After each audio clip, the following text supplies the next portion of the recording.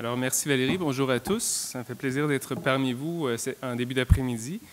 Je dois dire que je suis pas mal impressionné par l'organisation de ce congrès, donc félicitations aux organisateurs. Et donc, au cours des 30 prochaines minutes, on va parler d'hypertension pulmonaire, plus spécifiquement en lien avec la sclérodermie ou les autres connectivites, mais plus particulièrement la sclérodermie. Avec comme objectif, donc d'abord de décrire c'est quoi l'hypertension pulmonaire, de décrire également les formes d'hypertension pulmonaire puis les facteurs de risque de développer de l'hypertension pulmonaire, notamment lorsqu'on est sclérodermique, de voir les innombrables développements qu'il y a eu en termes de thérapeutique et de dépistage dans le domaine de l'hypertension artérielle pulmonaire, donc une forme bien précise d'hypertension pulmonaire. Également, de discuter des traitements d'avenir, en fait, et de l'importance de la recherche en hypertension pulmonaire. Puis évidemment, on aura un bon moment pour répondre à vos questions par la suite. Donc d'abord, qu'est-ce que c'est l'hypertension pulmonaire? Donc, la première étape, c'est de connaître un peu la fonction du poumon. Donc évidemment, le rôle du poumon, c'est d'oxygéner le sang. Et donc, pour oxygéner le sang doit rentrer en contact très, très étroit avec l'air qu'on respire. Et en fait, donc, il doit y avoir un contact très, très étroit entre nos vaisseaux sanguins et l'air qu'on respire. Et l'organe pour faire ça, c'est le poumon.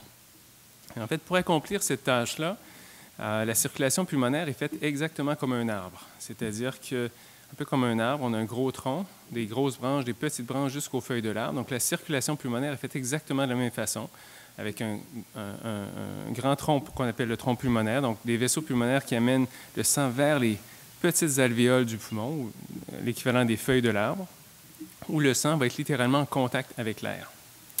Donc, en fait, la circulation pulmonaire est faite exactement comme un arbre. Et en fait, à chaque battement de cœur, donc le cœur est divisé en deux. Il y a une partie à droite, qu'on appelle le cœur droit ou le ventricule droit, va pomper le sang à travers les vaisseaux des poumons pour que le sang se dirige dans les petites branches de l'arbre jusqu'aux feuilles de l'arbre pour être oxygéné.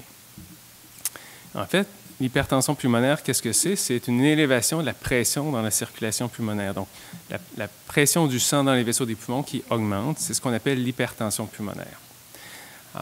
Il existe, contrairement à l'hypertension artérielle, donc vous connaissez tous l'hypertension artérielle que l'on mesure au brassard au niveau du bras. Donc ça, c'est excessivement fréquent, ça donne peu de symptômes. L'hypertension pulmonaire, comme vous allez le voir tout à l'heure, c'est complètement différent. C'est peu fréquent et ça donne beaucoup de symptômes. Donc ça, c'est l'hypertension pulmonaire, mais il existe 4 grandes formes d'hypertension pulmonaire. Pour voir un peu les formes d'hypertension pulmonaire, il faut comprendre un petit peu comment fonctionne la circulation pulmonaire. Donc, je vous ai parlé d'un arbre qui amène le sang vers les feuilles de l'arbre. Hein? Mais une fois que le sang est oxygéné, il y a un deuxième arbre qui ramène ce sang-là vers la partie gauche du cœur.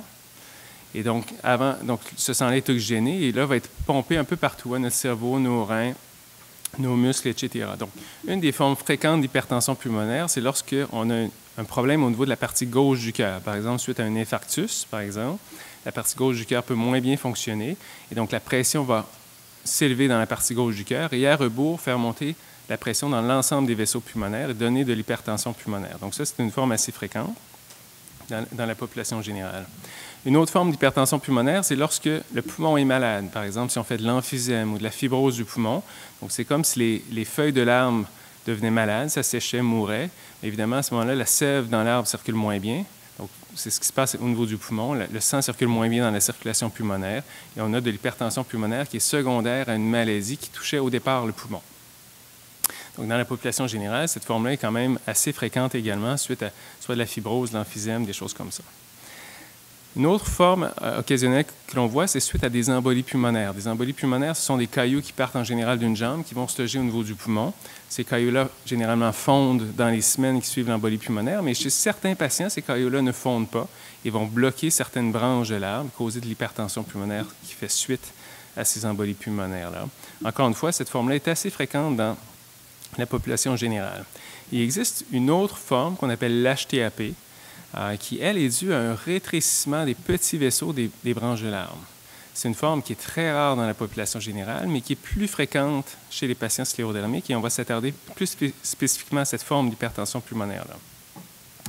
Donc, encore de façon schématique, cette forme-là d'hypertension d'HTAP, donc le type d'hypertension pulmonaire qui est caractérisé par un rétrécissement des petites branches de l'arbre. Si on regarde ça de façon schématique, on voit en bleu l'arbre dont je vous parlais tout à l'heure. Si on prend une petite branche, en fait, En temps normal, cette petite branche-là, en fait, c'est un tuyau qui conduit le sang. Et si on ouvre ce tuyau-là, on voit que chez une personne normale, c'est un tuyau qui est bien ouvert, qui laisse bien passer le sang.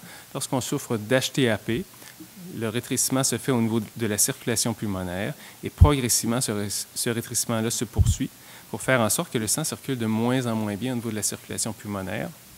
Donc, vous comprenez que lorsque l'ensemble ou presque des petits vaisseaux pulmonaires sont rétrécis de cette façon-là, le sang circule moins bien et on a de l'hypertension pulmonaire. La pression s'élève dans les vaisseaux pulmonaires et à ce moment-là, c'est plus difficile pour le cœur qui pompe le sang à chaque battement de pomper le sang à l'intérieur des poumons pour bien l'oxygéner.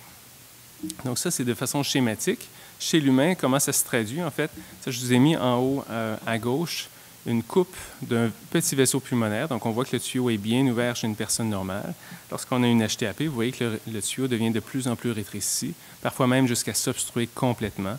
Donc, vous comprenez que la circulation pulmonaire se déroule mal et le sang est moins bien oxygéné. C'est plus difficile pour le cœur dans ces circonstances-là. Donc, comme vous le voyez, l'hypertension pulmonaire, c'est une élévation de la pression dans les vaisseaux des poumons, mais il existe plusieurs formes d'hypertension pulmonaire. On a vu que ça pouvait être dû à des maladies cardiaques gauches, des maladies respiratoires, des maladies emboliques. Et lorsqu'on n'a aucune de ces maladies-là, on sait que c'est dû à un rétrécissement des vaisseaux pulmonaires, ce qu'on appelle l'HTAP. Ce qui est particulier dans la sclérodermie ou dans l'ensemble des connectivites, c'est que l'HTAP est beaucoup plus fréquente que dans la population générale chez les patients sclérodermiques, mais les sclérodermiques peuvent faire d'autres types d'hypertension pulmonaire à l'occasion. Donc, vous savez probablement que la sclérodermie, à l'occasion, peut donner une maladie des poumons, de la fibrose des poumons, mais vous comprenez que ça peut conduire de cette façon-là aussi à de l'hypertension pulmonaire. Parfois, la sclérodermie peut toucher la partie gauche du cœur et donner de l'hypertension pulmonaire qui est due à un mauvais fonctionnement de la partie gauche du cœur également. Donc, il y a d'autres raisons pour lesquelles on peut faire de l'hypertension pulmonaire, même si on a la sclérodermie. Donc, maintenant, quels sont les facteurs de risque de développer de l'HTAP? Donc, on a vu tout à l'heure que l'hypertension pulmonaire, il y en a plusieurs types.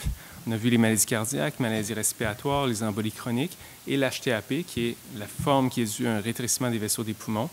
Très souvent, l'HTAP est ce qu'on appelle idiopathique, c'est-à-dire qu'on n'a aucune cause évidente. Donc, des gens, ça touche souvent des jeunes femmes sans cause, sans maladie autre, qui développent cette maladie-là. On a des formes héréditaires, c'est-à-dire qu'il y a plusieurs cas par famille, mais très souvent, quand on diagnostique l'HTAP, c'est que ça survient dans un contexte où les patients ont déjà une maladie sous-jacente qui les a prédisposés à développer l'HTAP. Encore une fois, l'HTAP, c'est le rétrécissement des petits vaisseaux des poumons. Il y a plusieurs maladies qui prédisposent au développement de l'HTAP, donc notamment l'infection par le VIH, la cirrhose du foie, toutes sortes de choses, mais la sclérodermie et les autres maladies auto-immunes qui s'y rattachent, donc entre autres le lupus, d'autres connectivites, ce sont des maladies qui prédisposent de façon plus importante au développement de l'HTAP. En fait, de façon schématisée, lorsqu'on fait un diagnostic d'HTAP, dans plus de la moitié des cas, on retrouve une maladie sous-jacente qui a prédisposé au développement de la maladie. Donc, c'est ce qu'on appelle les HTAP associés. C'est plus de 50% des cas. Et parmi ces patients-là, le plus souvent, c'est en lien avec ce qu'on appelle une connectivite, dont la sclérodermie. Donc, vous voyez que même si l'HTAP, c'est une maladie qui est peu fréquente, très souvent, malheureusement, ça touche des gens qui sont porteurs de sclérodermie. On va voir tout à l'heure ce que ça implique pour vous. Donc, de façon un peu différente, en fait, c'est essentiellement la même donnée qui est présentée. Donc, dans plus de 50% des cas, on va retrouver une maladie sous-jacente qui prédispose au développement de l'HTAP. La plus fréquente, c'est une forme de connectivite. Et parmi les connectivites, la plus fréquente, c'est la sclérodermie. Donc, la sclérodermie, c'est vraiment la maladie qui prédispose le plus au développement de l'HTAP, autant dans sa forme diffuse que dans sa forme limitée. Donc, en chiffres, qu'est-ce que ça donne? Comme je le mentionnais tout à l'heure, l'HTAP, c'est une maladie rare. Le rétrécissement des vaisseaux pulmonaires dans la population générale, c'est excessivement rare. On dit même que c'est une maladie orpheline. On pense qu'il y a environ 600 à 800 personnes au Québec seulement qui souffrent d'HTAP. Donc, c'est très, très rare. À l'inverse, lorsqu'on a une condition qui nous prédispose au développement de l'HTAP, c'est plus fréquent que dans la population générale, évidemment. Et entre autres, chez les porteurs de sclérodermie, on pense que c'est de l'ordre de 5 à 8 des patients sclérodermiques qui vont développer un jour l'HTAP en cours d'évolution. Donc, en fait, au cours des 30 dernières années, il y a eu plusieurs études qui ont essayé de voir c'est quoi la proportion des patients sclérodermiques qui vont avoir de l'HTAP et quels sont les facteurs de risque parmi les patients sclérodermiques pour prédire ceux qui vont développer un jour l'HTAP. Donc, essentiellement, on vient à des chiffres de 5 à 8 % des patients sclérodermiques. Et lorsqu'on regarde les facteurs de risque parmi les patients sclérodermiques, les facteurs de risque de développer un jour l'HTAP, on a des petits indices, mais on n'a aucun marqueur qui est fiable, qui nous permet de prédire à coup sûr qui va développer ou non l'HTAP un jour. On sait qu'en moyenne, ça touche des patients sclérodermiques qui sont un peu plus âgés que les patients sclérodermiques qui n'ont pas l'HTAP. Ça touche en général des gens qui ont la sclérodermie depuis plusieurs années, depuis de nombreuses années, mais même si on vient d'avoir un diagnostic de sclérodermie, ce n'est pas une certitude qu'on ne développera pas d'HTAP à court terme. On a même parfois des patients chez qui on diagnostique l'HTAP et dans un deuxième temps, on découvre la sclérodermie sous-jacente. Le diagnostic n'avait pas été fait avant. Auparavant, il y a longtemps, on disait que l'HTAP, ça touchait les formes limitées, donc le syndrome de Crest, et que la sclérodermie diffuse n'est pas d'HTAP. On sait maintenant que ce n'est pas tout à fait vrai. En fait, toute proportion gardée, l'HTAP est aussi fréquente dans les formes diffuses que dans les formes limitées. Un des facteurs de risque qu'on a identifié, c'est l'abaissement de la DLCO. La DLCO, c'est une des mesures qu'on fait lorsqu'on fait des tests de fonction respiratoire. Vous êtes peut-être déjà entré dans une machine, comme vous voyez en haut à droite, une machine où on mesure la fonction des poumons. Un des paramètres qu'on mesure durant ces tests-là, c'est la capacité du poumon à transférer l'oxygène de l'air dans notre sang, ce qu'on appelle la DLCO. On sait que lorsque la DLCO s'abaisse, c'est un facteur, ça nous dit que cette personne-là a un peu plus de risque de développer l'HTAP dans les années qui viennent. Vous savez que la sclérodermie, c'est une maladie auto-immune, mais donc on recherche des anticorps lorsqu'on fait un diagnostic de sclérodermie. Il y a certains anticorps qui prédisposent un peu plus au développement de l'HTAP que d'autres. Et vous voyez qu'il n'y a aucun... Donc, c'est simplement des marqueurs qui nous disent que cette personne a un petit peu plus de risque de développer l'HTAP qu'une autre, mais sans être capable de prédire à coup sûr qui va développer de l'HTAP ou non dans les années qui viennent. Il y a eu beaucoup d'intérêt dans les dernières années à savoir, en fait, comme il y a d'autres manifestations de la sclérodermie qui touchent les vaisseaux, comme par exemple le rénal, les ulcères au niveau des doigts, les téléangiectasies, les petites dilatations des vaisseaux, il y a eu beaucoup d'intérêt à savoir est-ce qu'il y a un lien entre l'importance de l'atteinte des vaisseaux au niveau des mains, par exemple, et le développement de l'HTAP. Et de toute évidence, il n'y a pas de lien direct entre les deux.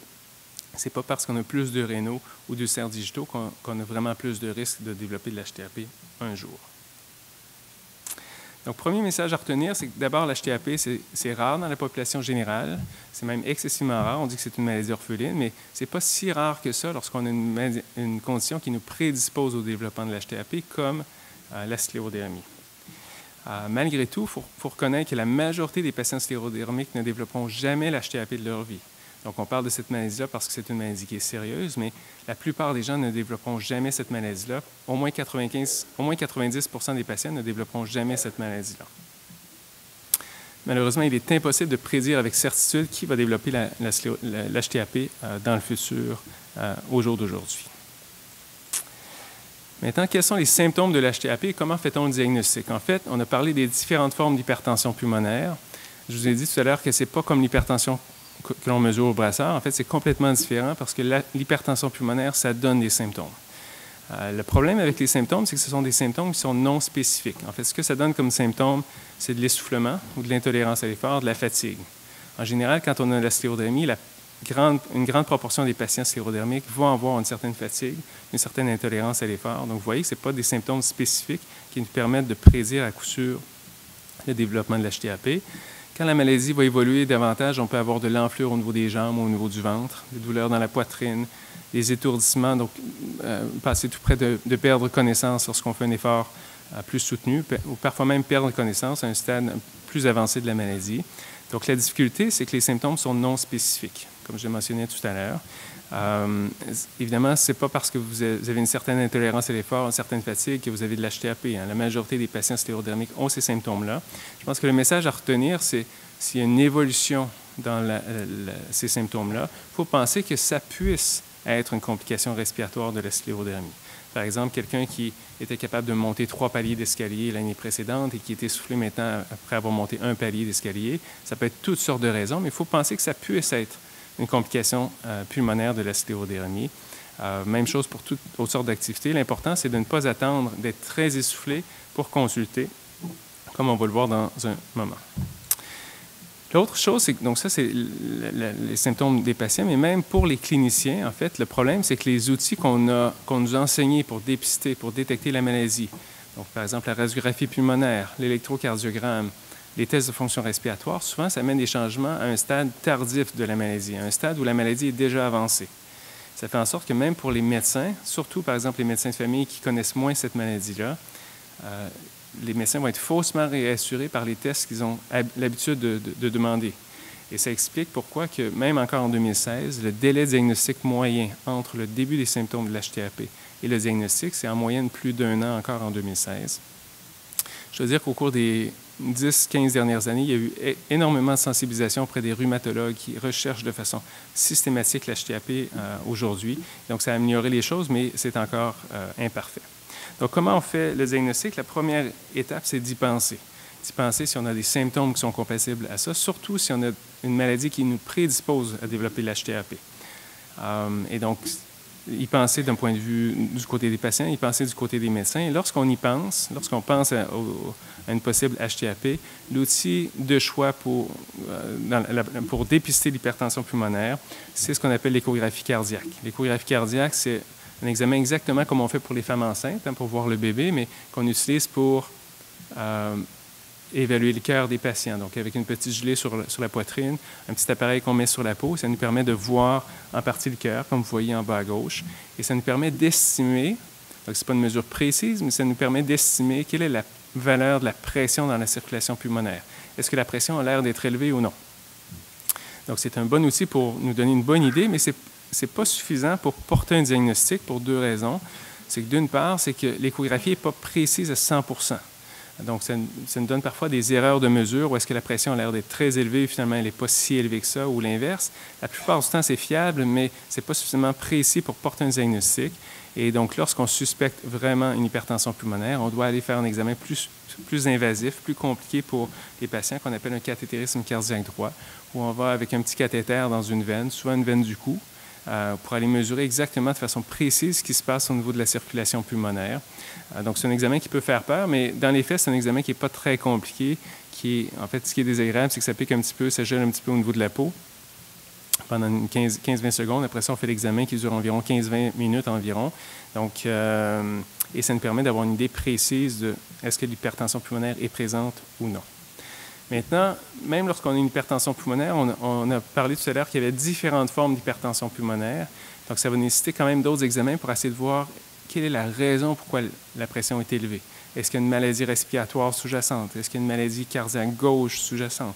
Est-ce qu'il y a eu des embolies pulmonaires pour vraiment arriver avec un diagnostic bien précis? Parce que, comme je l'ai mentionné tout à l'heure, l'HTAP, c'est un sous-type d'hypertension pulmonaire parmi tant d'autres. Et l'approche thérapeutique, les traitements vont être très, très différents dépendant du type d'hypertension pulmonaire. Donc, quatrième message, c'est que les manifestations cliniques de l'HTAP sont peu spécifiques. Malheureusement, ça amène des délais diagnostiques considérables. Un essoufflement ne doit pas rester inexpliqué, surtout si on a un facteur de risque comme la sclérodermie. C'est-à-dire que si vous vous sentez vraiment plus essoufflé qu'il y a 6 mois ou 1 an, il faut consulter, il faut faire des examens pour le savoir. Ça peut être absolument rien. Ça peut être simplement la sclérodermie qui touche vos muscles, etc. Mais il faut penser que ça puisse être l'HTAP ou une autre complication respiratoire. L'échographie cardiaque, c'est un outil efficace pour dépister l'hypertension pulmonaire, l'HTAP. Et donc, c'est un outil qu'on utilise beaucoup, mais ce n'est pas un outil qui est parfait. Donc, ça nous oblige parfois à faire des examens un petit peu plus désagréables ou invasifs pour les patients. Maintenant, en termes de traitement, donc, on va parler spécifiquement de l'HTAP parce que lorsqu'on a une hypertension pulmonaire en lien avec une maladie respiratoire ou une maladie cardiaque gauche, on va simplement traiter l'insuffisance cardiaque gauche ou la maladie respiratoire comme on le fait pour n'importe quel autre patient qui a une maladie cardiaque gauche ou une maladie respiratoire, alors que l'HTAP, il existe des traitements qui vont vraiment cibler spécifiquement les anomalies qu'il y a au niveau de la circulation pulmonaire. Donc, rapidement, dans les années 80-90, on pensait que l'hypertension pulmonaire, c'est dû à un spasme des vaisseaux. C'est-à-dire qu'au lieu d'avoir un tuyau qui est bien ouvert comme ça, le vaisseau était simplement spasmé, un peu comme ce qui se passe dans le phénomène de Raynaud.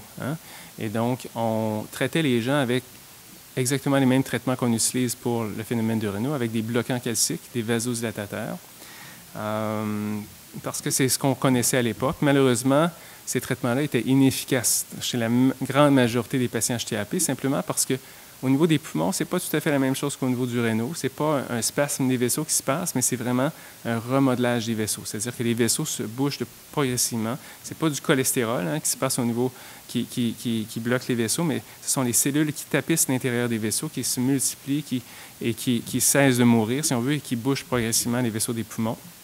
Donc, les vasodilatateurs ne fonctionnaient pas. Et si bien que jusqu'à tout récemment, on avait peu de traitements, jusqu'à ce qu'on découvre qu'on connaisse un peu mieux la maladie. On sait maintenant qu'il existe des facteurs de risque, notamment la sclérodermie, mais il y en a d'autres. On sait aussi qu'il y a probablement une composante génétique pour expliquer pourquoi 95% des sclérodermiques ne développeront pas d'HTAP, alors qu'il y a un 5% qui va développer de l'HTAP. Et tout ça, ça conduit à ce qu'on appelle une dysfonction endothéliale. Dans le fond, qu'est-ce que ça dit? Qu'est-ce que ça veut dire? C'est qu'à l'intérieur des vaisseaux, comme vous le voyez en haut à gauche, en haut tout simplement, les cellules qui tapissent les vaisseaux produisent différentes substances qui vont devenir anormales lorsqu'on a des substances anormales lorsqu'on a de l'HTAP et qui vont dire aux vaisseaux dans le fond, de s'obstruer progressivement. Donc, c'est un peu particulier, mais c'est un peu ce qui se passe. En fait, on a développé depuis 2 décennies des traitements qui vont aller bloquer ces signaux-là au niveau des vaisseaux des poumons, essentiellement. Et donc, jusqu'à tout récemment, on avait peu de traitements. Donc, tout ce qu'on avait, c'était de l'oxygène pour les gens qui avaient un taux d'oxygène bas, des diurétiques dans certains cas, la greffe pulmonaire dans certains cas, mais on n'avait rien d'autre à offrir. Mais depuis à peu près 15 ans, on a vu apparaître une dizaine de médicaments différents pour traiter cette condition-là. Donc ça, c'est quand même assez phénoménal. Simplement, dans les 18 derniers mois, ou presque, 4 nouveaux traitements sont arrivés pour traiter une maladie qu'on dit orpheline. Donc, c'est vraiment un développement très inhabituel et vraiment phénoménal. Donc, ce sont des traitements qui vont cibler cette dysfonction endothéliale-là. Et essentiellement, si on résume ces traitements-là, ce qu'on sait, c'est que, de façon générale, ces traitements-là vont améliorer donc, ça ne guérira pas la maladie, mais ça va améliorer les paramètres au cathétérisme cardiaque. Donc, l'hypertension pulmonaire va prendre du mieux, la tolérance à l'effort va être améliorée, la qualité de vie des patients va être améliorée, la survie également, on y revient dans un petit moment. Et la majorité des patients vont être traités avec des thérapies orales qui ont peu ou pas d'effets secondaires, pour la très grande majorité des patients. Très rarement, vous avez peut-être déjà entendu ou vu des gens qui sont traités avec des traitements vraiment plus complexes, entre autres des médicaments comme en haut à droite, un médicament qui se donne par les veines, 24 heures sur 24, etc. C'est des médicaments qui sont excessivement complexes à donner, à recevoir, mais c'est vraiment une minorité des patients qui ont à recevoir ce type de traitement-là.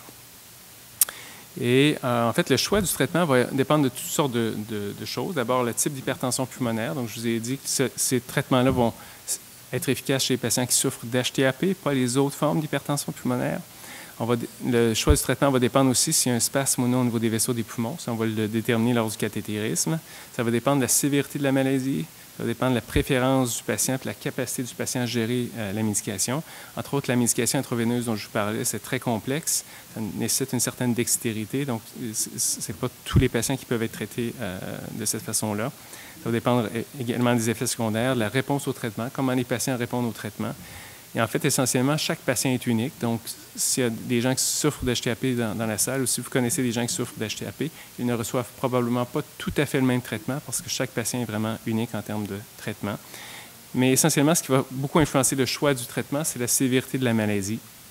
La sévérité qu'on va évaluer de toutes sortes de façons, mais essentiellement, ça va être basé sur les symptômes, la capacité des patients, puis comment la partie droite du cœur qui pompe le sang à travers les poumons chaque battement, comment cette partie-là du cœur fatigue. Et donc, ça va être un marqueur de sévérité de la maladie, puis on va modifier le traitement en conséquence. Une question qui revient souvent, c'est si j'ai une HTAP au Canada, est-ce que je suis aussi bien traité qu'ailleurs? Est-ce que je vais avoir accès aux médicaments qui se font ailleurs? La réponse à ça, c'est oui. En fait, vous voyez tous les traitements qui sont disponibles dans le monde et au Canada. En fait, au Canada, il y a 2 médicaments qui ne sont pas disponibles au Canada, qui sont aux États-Unis. Ce sont 2 thérapies qui se donnent en inhalation. Mais en fait, ce sont 2 thérapies qui sont excessivement chères et peu efficaces. Donc, essentiellement, même si elles étaient disponibles au Canada, très peu de patients seraient traités avec ce type de traitement-là. Donc, la réponse à ça, c'est oui. En 2016, on peut considérer qu'un patient HTAP est aussi bien traité au Canada qu'ailleurs dans le monde, notamment aux États-Unis ou en Europe. L'autre question qui peut se poser, c'est si la maladie est due à la sclérodermie, bien là, on traite la dysfonction endothéliale au niveau des vaisseaux, mais pourquoi on ne traite pas la sclérodermie qui est à l'origine de l'HTAP? Le problème, c'est que c'est plus complexe que ça. Donc, mais ça a déjà été testé et il y a certaines connectivites qui sont des connectivites plus inflammatoires, c'est-à-dire des maladies auto-immunes qui vont amener une irritation très importante au niveau des vaisseaux des poumons, comme par exemple le lupus ou ce qu'on appelle les connectivites mixtes, que l'on va parfois traiter avec un traitement pour diminuer l'irritation ou l'inflammation dans les vaisseaux des poumons. Puis dans certains cas, ça peut améliorer l'hypertension pulmonaire. Mais lorsqu'on a une sclérodermie standard, si on veut, ces traitements-là ne sont pas efficaces et sont malheureusement associés à des effets secondaires. Donc, on ne les utilisera pas pour traiter l'HTAP. Mais vous allez voir tout à l'heure que dans les traitements à venir, il y a des traitements spécifiques à la sclérodermie qui sont actuellement à l'étude pour traiter l'HTAP. Étant pronostic et perspective. Donc, l'HTAP, c'est sûr que c'est une maladie qui est sérieuse. Depuis les dernières décennies, on sait que parmi les sclérodermiques qui décèdent à cause de leur sclérodermie, l'HTAP, c'est une des causes malheureusement les plus fréquentes. Donc, c'est une complication qui est sérieuse. Malgré tout, les choses s'améliorent. Donc, ça, c'est une courbe de survie lorsqu'on avait une HTAP dans les années 90. Donc, une courbe de survie, de la façon dont c'est fait, c'est qu'on voit le nombre de patients qui restent au fil du temps. C'est-à-dire que si on diagnostique 100 personnes au jour d'aujourd'hui, on voit que progressivement, au fil des années, il y a des gens qui vont décéder de la maladie. Donc, dans les années 90, à partir du diagnostic, il restait à peu près la moitié des patients après 2 ans suivant le diagnostic. Donc, vous voyez, c'était une complication excessivement sérieuse de la sclérodermie dans les années 80-90. Maintenant, c'est beaucoup mieux. Donc, à partir du moment du diagnostic, ce qu'on peut dire, c'est que un patient a au moins 80 % de chances d'être encore là dans 3 ans, dans 3 ou 4 ans. Donc, c'est beaucoup mieux. Et ce que ça veut dire, c'est que les patients peuvent maintenant espérer vivre très longtemps. On a des patients qui sont traités depuis plus de 15 ans maintenant avec la maladie qui ont une vie relativement normale. Donc, ça, c'est le beau côté de la médaille. Ce que ça veut dire, c'est que les traitements actuels améliorent la survie, la capacité à l'exercice des patients. L'autre côté de la médaille, c'est que ces améliorations-là demeurent insuffisantes. C'est-à-dire que d'avoir 80 % de chances d'être encore là dans 3 ans, c'est mieux qu'il y a 20 ans, mais c'est encore insuffisant, il faut faire mieux. Et de quelle façon on peut faire mieux? Il y a toutes sortes de façons de faire. Une des façons de faire qu'on apprend actuellement, c'est de faire une combinaison de traitements, c'est-à-dire d'opter pour plus d'un traitement à la fois pour cibler l'HTAP. L'autre façon de faire, c'est de dépister la maladie plus précocement. Donc, depuis une vingtaine d'années, on a appris il est fortement suggéré de faire un dépistage systématique des patients sclérodermiques. Et donc, la façon qui est actuellement... Donc, il y a toutes sortes de façons qu'on peut utiliser pour dépister la maladie. Ce qui est actuellement recommandé, c'est de faire de façon systématique, de façon annuelle, des tests de fonction respiratoire et une échographie cardiaque pour voir est-ce qu'il y a des signes d'hypertension pulmonaire. Et si oui, ou si on a le moindre doute, faire un cathétérisme cardiaque 3. Le seul problème avec cette recommandation-là, c'est 2 choses. La première des choses, c'est que il y a très, très, très peu de patients qui vont développer l'HTAP d'une année à l'autre. Donc, lorsqu'on regarde les études, c'est moins d'1 %. Par exemple, si j'ai une sclérodermie aujourd'hui, j'ai moins d'1 % de risque de développer une HTAP dans l'année qui vient. Donc, c'est très, très peu risqué. Et donc, la question qui se pose, c'est est-ce qu'on en fait trop en faisant une échographie à tout le monde, à tous les ans? Donc, ça, c'est d'un côté. À l'inverse, on sait également que l'échographie, parfois, peut être faussement normale. C'est-à-dire qu'on a des patients qui ont une HTAP, puis l'échographie ne nous montre pas vraiment de signe d'HTAP. Donc, essentiellement, ce que ça veut dire, c'est qu'il faut utiliser l'échographie en fonction des symptômes des patients. Donc, il faut suspecter l'hypertension pulmonaire, faire une échographie cardiaque. Chez quelqu'un qui est peu symptomatique, qui a une échographie normale, c'est rassurant. Chez quelqu'un qui a des symptômes compatibles avec de l'HTAP, avec une échographie anormale, évidemment, il faut pousser l'investigation plus loin, notamment par un cathétérisme cardiaque droit. Mais il faut garder en tête que chez quelqu'un qui est essoufflé, qu'on n'a pas de cause évidente, on ne trouve pas aucune autre raison pourquoi la personne est plus essoufflée qu'elle l'était, même si l'échographie est rassurante, il faut penser que l'échographie peut être faussement normale et pousser l'investigation plus loin. Donc ça, c'est les résultats d'une grosse étude effectuée dans les dernières années qui nous démontre ça. Donc, 8e message, c'est qu'il n'y a actuellement aucun algorithme de dépistage qui est infaillible. C'est-à-dire qu'on, même avec un système de dépistage bien établi, on peut développer de l'HTAP malgré ces circonstances-là. L'échographie cardiaque seule est insuffisante chez les sclérodermiques à haut risque. C'est-à-dire que si, comme clinicien, on est convaincu, on a très peur qu'une personne ait de l'HTAP, même si l'échographie cardiaque est rassurante, on va pousser l'investigation plus loin. Il faut être à l'affût de nos symptômes. C'est-à-dire que si on a plus d'essoufflement qu'avant, il faut se poser des questions et il faut que notre médecin se pose des questions également de ce côté-là. Et finalement, l'autre façon de faire mieux en termes de survie, c'est de développer des nouveaux traitements. Donc, on a parlé de la dysfonction endothéliale tout à l'heure avec les traitements qu'on a ciblés, mais on sait maintenant que c'est plus complexe que ça. Donc, dans la circulation pulmonaire, lorsqu'on a une HTAP, on a beaucoup moins de vaisseaux qu'une personne normale. Puis, les vaisseaux qui nous restent sont rétrécis. Et en fait, depuis 10 ans, on connaît beaucoup mieux qu'est-ce qui explique pourquoi le vaisseau, au lieu d'être comme un vaisseau à gauche bien ouvert, le vaisseau est bien rétréci parce que les cellules à l'intérieur se sont multipliées.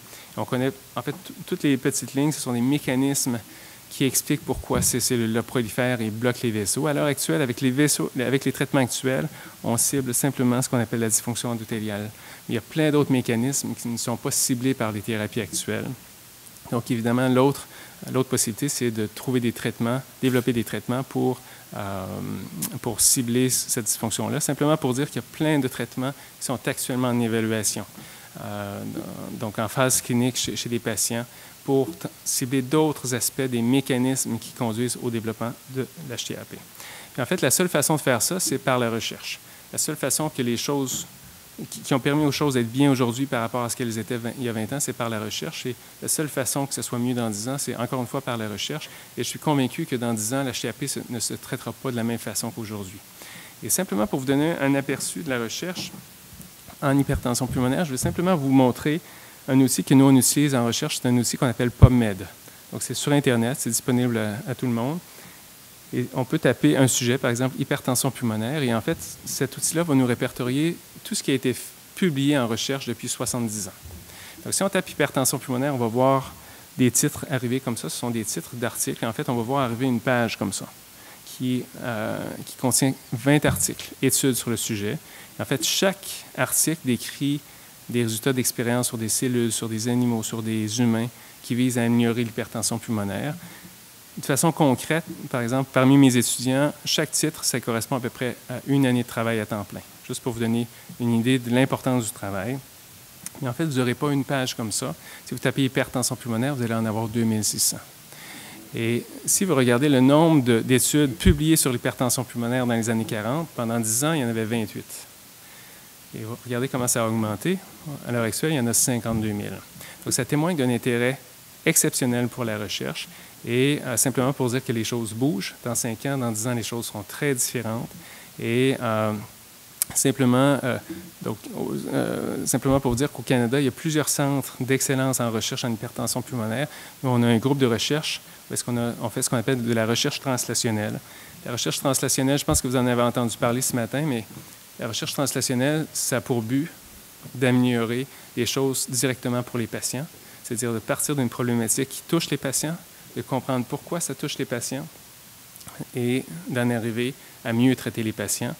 Et de façon très, très concrète, dans notre laboratoire, il y a à peu près 6 ou 7 ans, on a identifié une des raisons pourquoi les vaisseaux étaient obstrués en HTAP.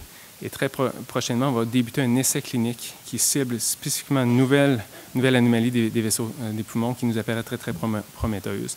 Donc, voilà. Donc, en conclusion, l'HTAP, c'est une complication, j'ai mis entre guillemets, fréquente des connectivites, surtout la sclérodermie. Fréquente parce que c'est beaucoup plus fréquent que dans la population générale. Il faut retenir que la majorité des patients sclérodermiques ne développeront jamais d'HTAP. Le dépistage permet un diagnostic plus précoce, mais c'est insuffisant, donc il faut être à l'écoute de vos symptômes, clairement. Les traitements actuels améliorent la plupart des patients porteurs d'HTAP en termes de qualité de vie et survie, mais il y a encore des défis, donc notamment développer des biomarqueurs précoces, c'est-à-dire qu'à l'heure actuelle, on dépiste des gens qui ont déjà la maladie. Ce qu'on aimerait dans le futur, c'est d'être capable de dépister des gens pour prévenir la maladie avant qu'elle se développe et que ce soit encore plus efficace, et des nouvelles approches thérapeutiques, évidemment. Et je termine simplement en vous donnant des ressources, si jamais vous êtes intéressé à en connaître un peu plus sur l'hypertension pulmonaire. Donc, ça va être disponible sur Internet. Et à vous présenter également notre équipe de recherche, parce que pendant que je vous présente, il y en a d'autres qui travaillent. Donc, ça, c'est notre équipe de recherche. Donc, vous voyez, un lundi matin, les gens sont quand même souriants, sont très souriants de venir travailler pour faire avancer les choses. Et même après 10 km de course, parce que récemment, on a fait une course de 10 km pour l'HTAP. Voilà, donc je vous remercie de votre attention et ça va me faire plaisir de répondre à vos questions.